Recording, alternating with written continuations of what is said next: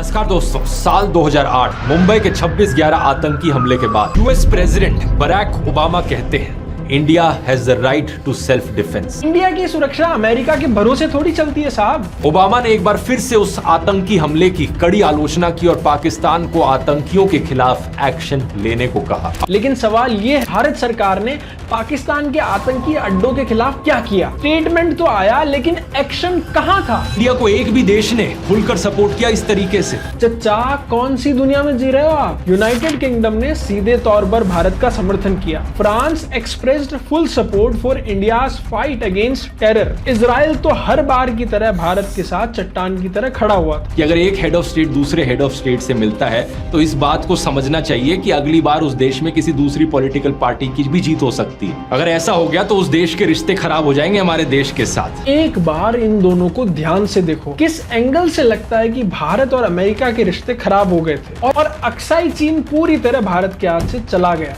वो था भारत का सबसे बड़ा फॉरेन पॉलिसी फेलियर, जिसे आप चाहकर भी नहीं दिखा पाओगे। नमस्कार दोस्तों, आज फैक्ट्स की बारिश होने वाली है। डियर मिस्टर ध्रुव राठी ने कहा कि इंडियन फॉरेन पॉलिसी फ्लॉप है। एक उदाहरण है दोस्तों आज के दिन इंडिया के फॉरेन पॉलिसी फेलियर का। लेकिन मैं इस क्लेम को एक्सपोज करते हुए दिखाऊंगा कि कैसे नंबर्स को ट्विस्ट किया गया है। तो सीट बेल्ट बांध लीजिए क्योंकि आज आपको मजा आने वाला है। 89 फॉरेन ट्रिप्स, 75 से ज्यादा देशों के दौरे किए, हजारों करोड़ रुपए टैक्स पेयर का खर्च हुआ।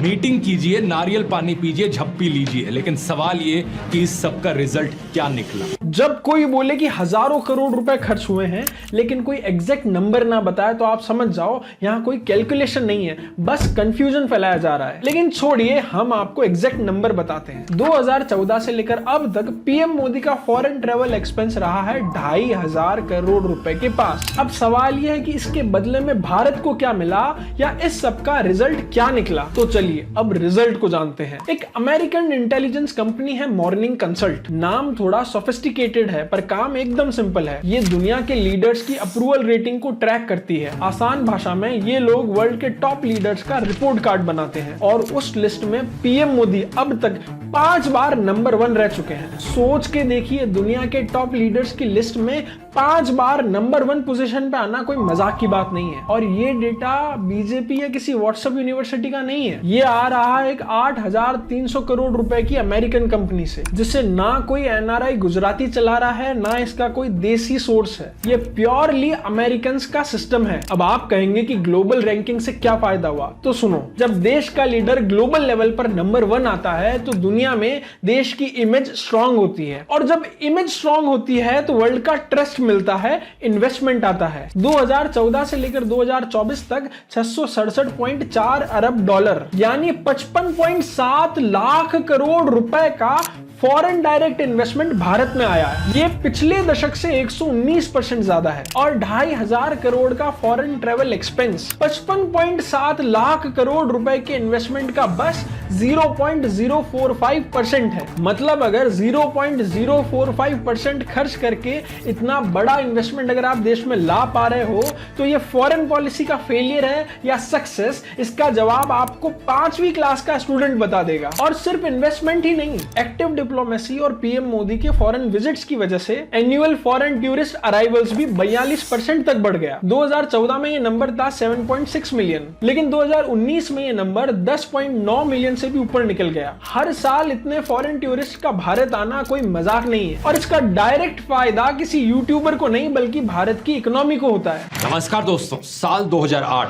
मुंबई के 26/11 आतंकी हमले के बाद यूएस प्रेसिडेंट बराक ओबामा कहते हैं India has the right to self defence. बड़े साफ शब्दों में उनका कहना था कि भारत को आतंकियों को टारगेट करने का अधिकार है। भाई, ओबामा कहते या ना कहते, भारत को सेल्फ डिफेंस का अधिकार किसी अमेरिकी सर्टिफिकेट से नहीं मिला है। ये हक हमें ना किसी से मांगना पड़ा है और ना किसी से मांगना पड़ेगा। सवाल ये है कि जब 2009 में ये हक आपके पास था तो आपने उसका क्या इस्तेमाल किया? क्या कभी किसी आतंकी को टारगेट किया गया? अमेरिका ने किस हद तक सपोर्ट किया था इंडिया को उस वक्त? अरे रुको जरा, डिफेंस बजट के मामले में हमसे 90% छोटा देश है पाकिस्तान। न उसके पास इकोनॉमी है न एजुकेशन। भारत को उस देश से बचने के लिए ओबामा के सपोर्ट की जरूरत ही क्यों थी? इंडिया की सुरक्षा अमेरिका के भरोसे थोड़ी चलती है साहब। नवंबर 2009 में भी भारत के प्रधानमंत्री मनमोहन सिंह और अमेरिकन प्रेसिडेंट बराक ओबामा के द्वारा एक जॉइंट स्टेटमेंट दी जाती है। इसमें कहा जाता है कि दोनों देशों का यहाँ शेयर्ड इंटरेस्ट है अफगानिस्तान और पाकिस्तान के आतंकी अड्डों को हराने में। लेकिन सवाल यह है कि 2009 की भारत सरकार ने पाकिस्तान के आतंकी अड्डों के खिलाफ क्या किया? स्टेटमेंट तो आया लेकिन एक्शन कहां था? ओबामा ने एक बार फिर से उस आतंकी हमले की कड़ी आलोचना की और पाकिस्तान को आतंकियों के खिलाफ एक्शन लेने को कहा। अब इसे आप कंपेयर कीजिए आज के समय से। पहलगाम के आतंकी हमले के बाद अमेरिकन प्रेसिडेंट डोनाल्ड ट्रंप का क्या इनिशियल रिएक्शन रहा? अरे भारत पर हमला हो रहा है तो भारत के पीएम के रिस्पांस को कंपेयर करो ना। अमेरिका के प्रेसिडेंट का बयान भारत थोड़ी कंट्रोल करता है। पहले क्या होता था? हमला होता था, जॉइंट स्टेटमेंट जारी होता था, पाकिस्तान की निंदा की जाती थी, बस। अब क्या होता है? स्टेटमेंट नहीं, सर्जिकल स्ट्राइक होती है, बालाकोट एयर स्ट्राइक होती है, ऑपरेशन सिंदूर होता है। बयान से नहीं, एक्शन से जवाब दिया जाता है। प्रेसिडेंट बराक ओबामा ने डॉक्टर मनमोहन सिंह के टाइम पर इतना प्रेशर बनाया था पाकिस्तान के ऊपर कि देखिए अप्रैल 2010 की खबर, अमेरिका ने पाकिस्तान को कहा कि आतंकी संगठनों के खिलाफ एक्शन ले। नवंबर 2010 आतंक के खिलाफ लड़ाई को लेकर ओबामा ने पाकिस्तान की आलोचना की। ओबामा के कहने के बाद भी पाकिस्तान ने कोई एक्शन लिया क्या? मैं बता देता हूं। 2009 में जम्मू कश्मीर में 208 आतंकी घटनाएं हुई, 53 नागरिक और 73 जवान शहीद हुए। 2010 पुणे में ब्लास्ट हुआ, 18 लोग मारे गए। जांच में LNT यानी लश्कर तैयबा का हाथ निकला। 2013 में सीमा पार से फायरिंग में 12 जवान और 1 नागरिक मारे गए। पूरे साल LOC पर झड़प चलती रही। उधमपुर में पाकिस्तान से आए आतंकियों ने हमला किया, उरी में अटैक हुआ, पुलवामा में हुआ, रियासी में हुआ और अभी पहलगाम में हुआ। तो ओबामा के दबाव से क्या असर पड़ा?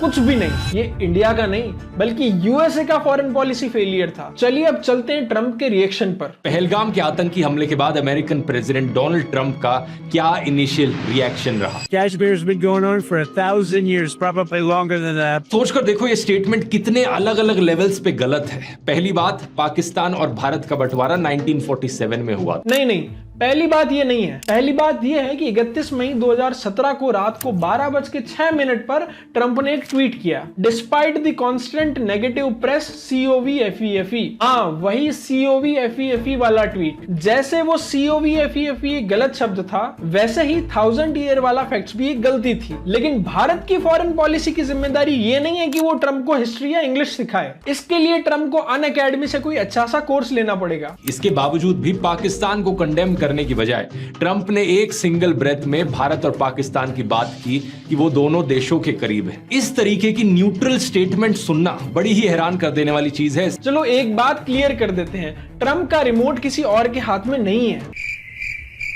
और ट्रंप क्या बोलेगा क्या नहीं बोलेगा ये कंट्रोल करना भारत की फॉरेन पॉलिसी की जिम्मेदारी नहीं है। I guess people knew something was going to happen based on a little bit of the past. They've been fighting for a long time. You know, they've been fighting for many decades. And centuries, actually, if you really think about it. No, I just hope it ends very quickly. फिर से वही dismissive tone, फिर से कोई ऐसी statement नहीं दिखी जिसमें कहा गया हो कि इंडिया को सेल्फ डिफेंस का अधिकार है। भाई, क्या मैप में भारत USA के अंडर आता है क्या? नहीं ना। तो फिर भारत को अपने सेल्फ डिफेंस के अधिकार की वैलिडिटी अमेरिका से क्यों लेनी चाहिए? ट्रंप हमारे पापा थोड़ी हैं। पहले ट्रंप ने यह भी कह दिया था कि इंडिया और पाकिस्तान तैयार हो गए हैं full and immediate cease fire के लिए। ये कैसे हुआ? इंडिया के किसी गवर्नमेंट ऑफिशियल के इन्फॉर्म करने से पहले डोनाल्ड ट्रंप ने इंफॉर्मेशन कैसे दे दी? इंडिया से पहले ही सीज फायर कैसे अनाउंस कर दिया? पाकिस्तान पर आतंकवाद को खत्म करने का प्रेशर डालने की बजाय इन्होंने ऐसी उठपटांग बातें क्यों की? ट्रंप कुछ भी बोल दे, उसमें भारत की क्या गलती है? हो सकता है पाकिस्तान ने पहले भारत से सीज फायर की बात शुरू की हो और अमेरिका को बताया हो कि बात चल रही है और ट्रंप ने नोबेल प्राइज लेने के चक्कर में बिना कंफर्म किए ही ट्वीट कर दिया हो कि मैंने सीज फायर करवा दिया है। और आप खुद भी मानते हो कि ट्रंप ऊटपटांग बातें करता है। ट्रंप की असलियत आप खुद अपनी वीडियो में बता रहे हो। पहले इंडिया पाकिस्तान की वॉर रुकवाई, अब ईरान इजराइल की वॉर रुकवाई। लाओ मुझे नोबेल प्राइज दो। सितंबर 2019 में ह्यूस्टन में जाके प्रधानमंत्री मोदी ने कहा था, अब की बार ट्रंप सरकार। We in India have connected well with President Trump. The words of candidate Trump, अब की बार ट्रंप सरकार। हालांकि ये बड़ी बेवकूफी वाली चीज की थी किसी दूसरे देश की इंटरनल पार्टी पॉलिटिक्स में दखल अंदाजी करने की। किसी देश की इंटरनल पार्टी पॉलिटिक्स में एंट्री करना कंट्रोवर्शियल हो सकता है, लेकिन एक चीज जो वाकई में चौंकाने वाली थी, दुनिया के सबसे ताकतवर देश के राष्ट्रपति को भी अपना चुनाव प्रचार करने के लिए भारत के प्रधानमंत्री की जरूरत पड़ी। सोचिए, जो पीएम मोदी बीजेपी के एमपीज और एमएलए के लिए कैंपेन करते थे, अब ट्रंप उन्हें अपने लिए बुला रहे थे। एक जमाना ऐसा था जब ग्लोबल स्टेज पे भारत के प्रधानमंत्री को कोई पूछता तक नहीं था, और आज यूएस का प्रेसिडेंट उन्हें अपने लिए चुनाव प्रचार करने के लिए बुला रहा है। ये कोई छोटा सिग्नल नहीं था, ये एक ग्लोबल इंपैक्ट था। नहीं, फरवरी 2020 में डोनाल्ड ट्रंप के लिए इंडिया में एक भारी भरकम इवेंट करवाया गया, नमस्ते Trump. Namaste Trump, India's friend, the President of the United States of America, mister Donald Trump. क्या फायदा हुआ इस सब नाटक का, जब जरूरत पड़ी तो डोनाल्ड ट्रंप ने इंडिया को सपोर्ट भी नहीं किया। बाबू भाई, सबसे पहली बात यह है कि किसने बोला था कि ट्रंप के साथ इसलिए रिलेशन स्ट्रॉन्ग करना है ताकि पाकिस्तान के साथ जब भी टेंशन हो तो ट्रंप हमारा सपोर्ट कर सके। भारत की इकोनॉमी पाकिस्तान से कम 10 गुना बड़ी है, तो फिर हमें क्यों इससे निपटने के लिए किसी और का सपोर्ट चाहिए। और दूसरी बात, जिसे आप नाटक बोल रहे हो ना, दुनिया में उसे फॉरेन पॉलिसी कहते हैं। अब सुनिए इसके रियल फायदे। मिस्टर ट्रंप 2017 से 2021 तक यूएसए के प्रेसिडेंट रहे। 2018 में कॉमकासा डील हुई, भारत को अमेरिका के डिफेंस सिस्टम से इंटीग्रेशन का एक्सेस मिला। 2020 में बेका की डील हुई, यूएसए से एक्यूरेट मिलिट्री मैप्स और सैटेलाइट डेटा मिला। 2019 में $3 बिलियन की डिफेंस डील हुई, जिसमें हेलीकॉप्टर और एडवांस्ड उपकरण खरीदे गए। 2018 से 20 में यूएस से एलएनजी गैस की डील हुई, जिसमें भारत को एनर्जी डाइवर्सिफिकेशन और क्लीन फ्यूल का फायदा मिला। 2020 में HCQ दवा का एक्सपोर्ट हुआ, भारत की फार्मा इंडस्ट्री को बड़ा बेनिफिट मिला। 2018 से 2020 में चाइना पर टैरिफ लगे, जिससे एप्पल और हावेल्स जैसी कंपनियों ने भारत में ऑर्डर्स बढ़ा दिए।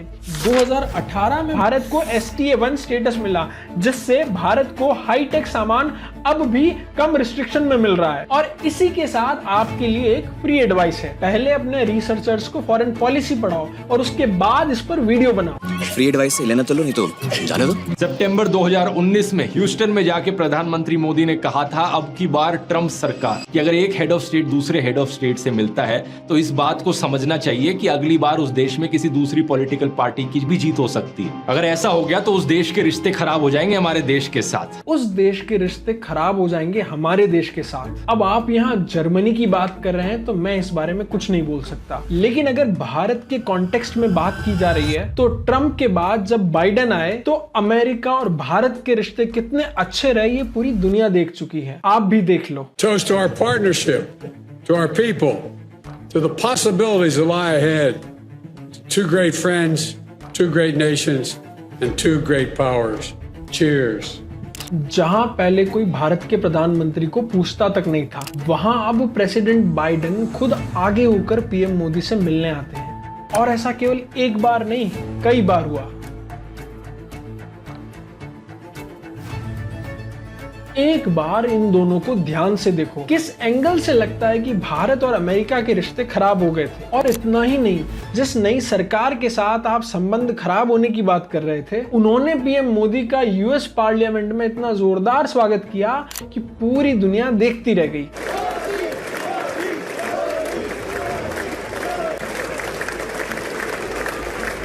पूरी यूएस पार्लियामेंट पीएम मोदी के सम्मान में खड़ी हो गई थी और तालियां रुकने का नाम नहीं ले रही थी। भाई, अगर इसको रिश्ते खराब होना कहते हैं तो ऐसे खराब रिश्ते हमें सभी के साथ चाहिए। पाकिस्तान को दूसरी तरफ चाइना, टर्की और अजरबैजान के देशों ने खुलकर सपोर्ट किया। क्या इंडिया को एक भी देश ने खुलकर सपोर्ट किया इस तरीके से? चचा, कौन सी दुनिया में जी रहे हो आप? यूनाइटेड किंगडम ने सीधे तौर पर भारत का समर्थन किया। France expressed full support for India's fight against terror. Israel तो हर बार की तरह भारत के साथ चट्टान की तरह खड़ा हुआ था। नीदरलैंड्स ने तो ये तक बोल दिया कि Kashmir is 100% Indian. US congressman से लेकर लॉ मेकर्स तक दर्जनों अमेरिकी नेताओं ने भारत का पब्लिकली सपोर्ट किया। ये ग्लोबल सपोर्ट फॉरेन पॉलिसी का कमाल था। इंदिरा गांधी के समय में ऐसा भी समय रहा है दोस्तों, जब अमेरिका ने इंडिया को कोई सपोर्ट नहीं किया था। 1970s के समय में अमेरिकन प्रेसिडेंट रिचर्ड निक्सन ने बल्कि पाकिस्तान को ही सपोर्ट कर दिया था। इंडिया को धमकी दी थी कि वो अपने 7th फ्लीट को इंडियन ओशन में मूव कर रहे हैं, लेकिन प्रधानमंत्री इंदिरा गांधी ने बड़े साफ शब्दों में कहा था कि भारत इस सबसे इंटिमिडेट नहीं होने वाला। बिल्कुल सही बात बताई आपने, भारत को किसी से डरना नहीं चाहिए। अब चलिए हम भी आपको एक चीज याद दिला देते हैं जिसे ज्यादातर लोग छुपा लेते हैं। 1961 में नेहरू के द्वारा फॉरवर्ड पॉलिसी शुरू की गई, लेकिन हमारी सेना इसके लिए तैयार नहीं थी। ना लॉजिस्टिक था, ना कोई प्लानिंग। हेंडरसन ब्रुक्स रिपोर्ट साफ कहती है कि नेहरू की यही गलती 1962 के युद्ध में भारत की हार की बड़ी वजह बनी और अक्साई चीन पूरी तरह भारत के हाथ से चला गया। वो था भारत का सबसे बड़ा फॉरेन पॉलिसी फेलियर, जिसे आप चाहकर भी नहीं दिखा पाओगे। ये देखो, आज इसे स्लैम कर दिया, कल उस देश को स्लैम करेंगे। आंखों में लाल लेजर लाइट लगाओ, म्यूजिक डालो और सिग्मा रील बना डालो। क्या तमाचा मारा है जयशंकर ने, क्या करारा जवाब दिया। वो देखो कितने स्टाइल में काले चश्मे पहन लिए, धिचिक साउंड इफेक्ट्स आएंगे और हो गई बस।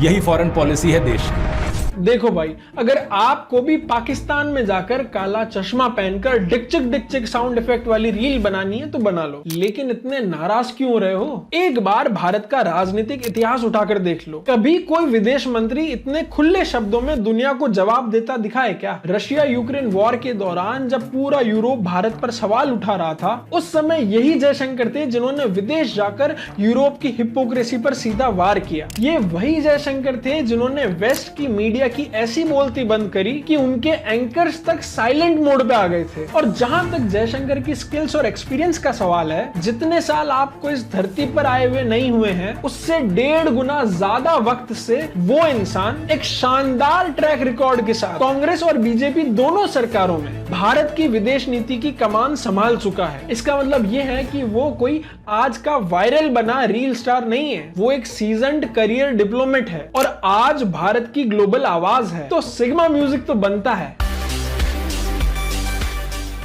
हाँ, ये बिल्कुल मुमकिन है कि कुछ ऐसे मौके रहे होंगे जहां भारत सरकार ने पूरी कोशिश करी हो लेकिन उतनी सफलता नहीं मिली हो, लेकिन इसका मतलब ये नहीं है कि आप आके कहने लग जाएं कि जब सफल ही नहीं होना था तो कोशिश ही क्यों करी। अगर कोई छात्र पूरी मेहनत करके भी किसी सब्जेक्ट में 100 में से 100 नंबर नहीं ला पाया तो क्या आप उससे ये कहेंगे कि इतनी मेहनत ही क्यों करी थी? नहीं ना। तो फिर फॉरेन पॉलिसी जैसे ब्रॉड, कॉम्प्लेक्स और डायनेमिक मुद्दे को आप 1-2 कंट्रोवर्सीज या न्यूज हेडलाइंस देखकर कैसे जज कर सकते हैं? अगर आपको फॉरेन पॉलिसी का मतलब समझना है तो सबसे पहले अंधी निंदा के चश्मे को उतारना पड़ेगा। याद करो, जब रशिया यूक्रेन वॉर शुरू हुआ था तब कई भारतीय स्टूडेंट्स वॉर जोन में फंसे हुए थे, गोलियां चल रही थी, टैंक घूम रहे थे, लेकिन भारत सरकार ने ऑपरेशन गंगा शुरू किया। रशिया और यूक्रेन दोनों देशों से बात करके टेम्पोरेरी सीज फायर करवाया ताकि हमारे बच्चे सुरक्षित घर लौट सके। अब आप सोचो, 2 युद्ध कर रहे देशों के बीच में बैठकर सीज फायर करवाना, वो भी सिर्फ अपने नागरिकों की सुरक्षा के लिए।